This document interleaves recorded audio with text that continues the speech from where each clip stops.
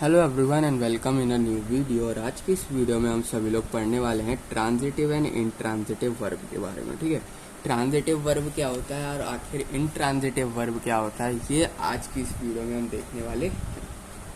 तो सिंपली सबसे पहले हमको वर्ब के बारे में थोड़ा पता होना चाहिए कि आखिर वर्ब क्या होता है। वर्ब हमारे सिंपल वो वर्ड्स होते हैं जो कि कोई पर्सन या थिंग को सिंपली वो कर क्या रहा, पर्सन जो असिस्ट है उस पर्सन के, वो पर्सन आखिर कर क्या रहा, सिंपली उसको डिनोट यहाँ पर करते हैं। वर्ब हमारे बताते हैं कि कोई पर्सन या कोई थिंग जो है कर क्या रहा है। ठीक है, कोई भी पर्सन है या कोई भी थिंग है वो बेसिकली कर क्या रहा, वो सिंपली यहाँ पर वर्ब जो है बताते हैं। तो फर्स्ट ऑफ ऑल आज वर्ब लिख सकते हो कि a verb is a word, a verb is a word that tells or is something about a person or thing, about a person or a thing, और a पर्सन और thing के बारे में बेसिकली यहाँ पर डिनोट करते हैं। अब वर्ब आया कहाँ से? वर्ब सिंपली लैटिन वर्ड से आया जिसका नाम लैटिन में इसको बोला जाता है वर्बम। ठीक है, इसको क्या बोला जाता है? VERBUM, वर्बम। ठीक है,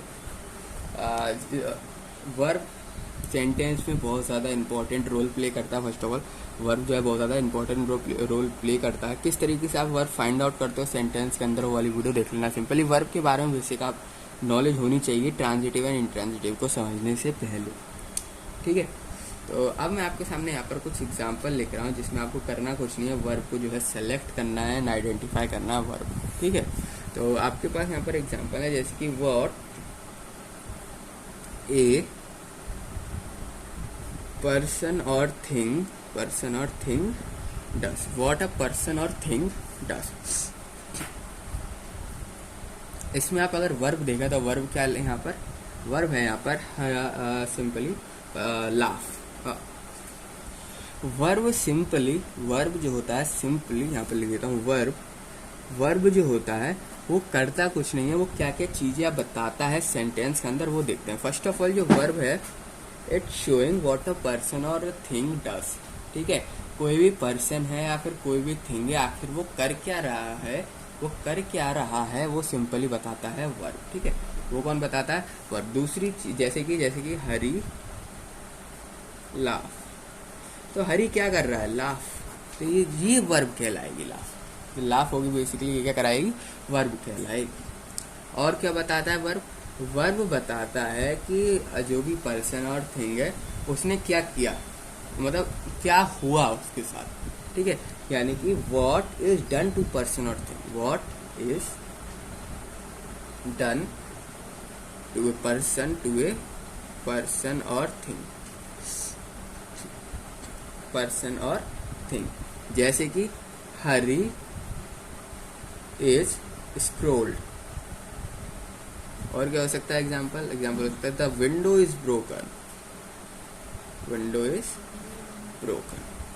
तो सिंपली पर्सन और थिंग के साथ यहाँ पर क्या हुआ है वो बेसिकली बताता है वर्ब। जैसे स्क्रोल्ड, विंडो इज ब्रोकन, तो ये सारे सिंपली वर्ब है। ये क्या है? वर्ब। और क्या बताता है वर्ब? वर्ब किसी पर्सन और थिंग के बारे में बताता है। वर्ब क्या बताता है?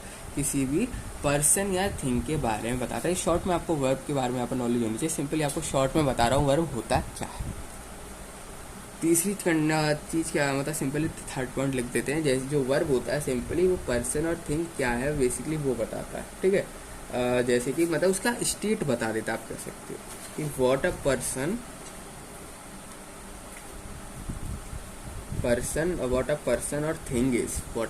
और थिंग इज, जैसे कि एग्जांपल देखो, the cat is dead, cat जो है वो मर चुका। और क्या हो सकता है?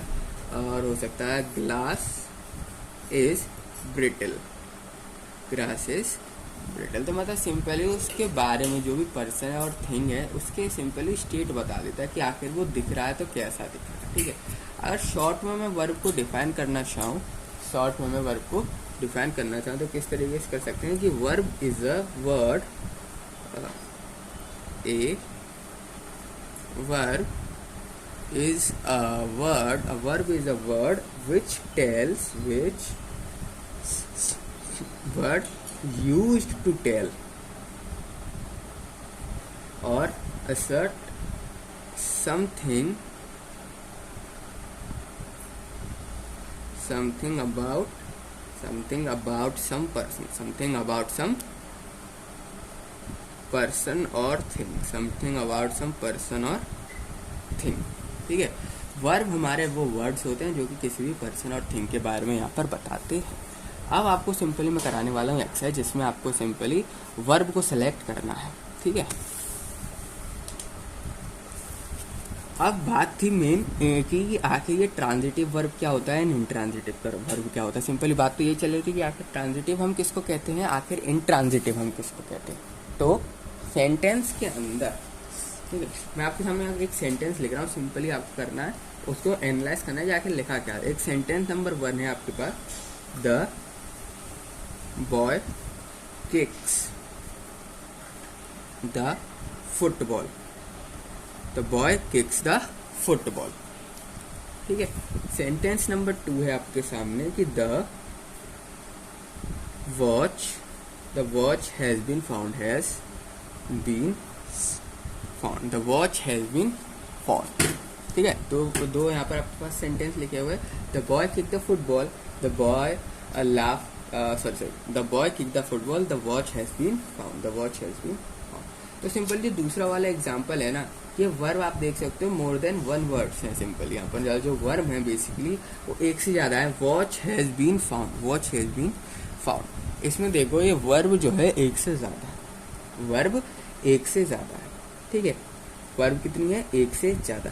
अब मैं एक और सेंटेंस लिख रहा हूँ, इसको आप ए नाम दे दो। ठीक है, सेंटेंस नंबर 2 एक और लिख रहा हूँ कि द बॉय लाफ्स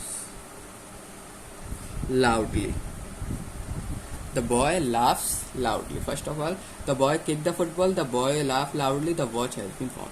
तो the watch has been found में देखोगे कि वर्ब एक से ज्यादा है, यानी कि सेंटेंस के अंदर वर्ब जो है एक से ज्यादा हो सकती है, सेंटेंस के अंदर वर्ब एक से ज्यादा हो सकती है। अब ये जो दोनों सेंटेंस है, सेंटेंस नंबर 1 में देखोगे जो एक्शन डिनोट हो रहा है वो है किक, जो वर्ब है यहाँ पर वो क्या है, kicks.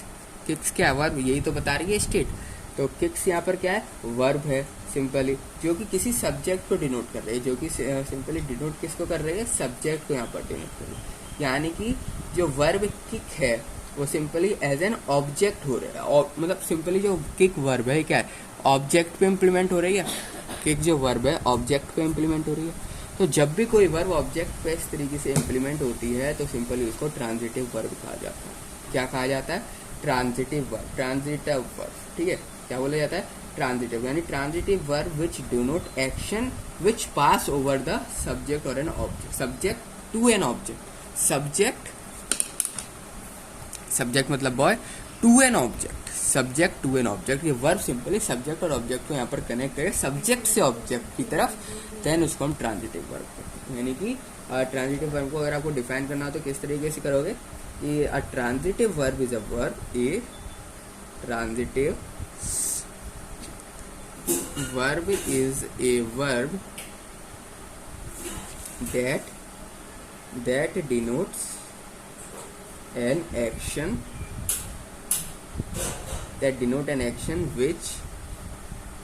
which pass over from the door or subject to an object, simply transitive verb वो एक्शन को डिनोट करती है जो कि पास हुआ हो सिंपली सब्जेक्ट से ऑब्जेक्ट की तरफ, सब्जेक्ट से ऑब्जेक्ट की तरफ। तो अब दूसरी वर्ब होती है हमारी इंट्रांजिटिव वर्ब। अभी इंट्रांजिटिव वर्ब क्या होती है, इंट्रांजिटिव वर्ब हमारी सिंपली डिनोट करती है एक्शन को ही, ये भी सिंपली एक्शन को डिनोट करती है, पर ये ऑब्जेक्ट से जाती है सब्जेक्ट को। ये किससे आती है, ऑब्जेक्ट से सब्जेक्ट को। सिंपली ये उल्टा चलता है इसका, जो ऑब्जेक्ट से जो भी स्टेट है सिंपली उस तरफ जाती है, ऑब्जेक्ट से स्टेट की तरफ। देख जो आपकी इंट्रांजिटिव वर्ब होती है इसको डिफाइन करना होता है इस तरीके से, तो इसका उल्टा होता है सिंपली एन